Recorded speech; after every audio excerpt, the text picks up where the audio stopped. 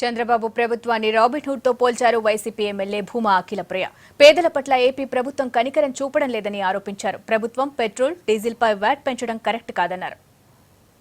Central government మనకు promise చేసినట్టుగా special status కానీ ప్యాకేజ్ కానీ లేకపోతే వాళ్ళు మనకి ఇచ్చే ఫండ్స్ మనకి వస్తే ఈ వీళ్ళకి ప్రైజెస్ మనము ఇంతగా ఇంక్రీజ్ చేయాల్సిన అవసరం ఉండదు అధ్యక్ష. ఇంకోటి అధ్యక్ష, నాకు ఇది ఏవియేషన్ ప్రైజెస్ ఇవన్నీ చూసిన తర్వాత చిన్నప్పుడు రాబిన్హుడ్ గురించి మనం చదువుకున్నాం అధ్యక్ష. వాళ్ళు రాబిన్హుడ్ అంటే ఆయన ఉన్న వాళ్ళ దగ్గర నుంచి తీసుకొని లేని వాళ్ళకి పెడతారు అధ్యక్ష. కానీ ఇక్కడ వీళ్ళని చూస్తుంటే రాబిన్హుడ్ లాగా నాకు అనిపిస్తుంది అధ్యక్ష. లేని వాళ్ళ దగ్గర నుంచి తీసుకొని ఉన్న వాళ్ళ దగ్గర పెడుతున్నారు అధ్యక్ష. ఇంకోటి అధ్యక్ష, ఇప్పుడు వేరే స్టేట్స్ ఒడిశా కానీ రీసెంట్ గా డివైడ్ అయిన స్టేట్స్ ఒడిశా, ఉత్తరాఖండ్, ఛత్తీస్గఢ్ వీళ్ళకి కూడా స్పెషల్ స్టేటస్ కానీ స్పెషల్ ప్యాకేజెస్ కానీ వాళ్ళు తీసుకురాగలిగారు అధ్యక్ష సెంట్రల్ నుంచి.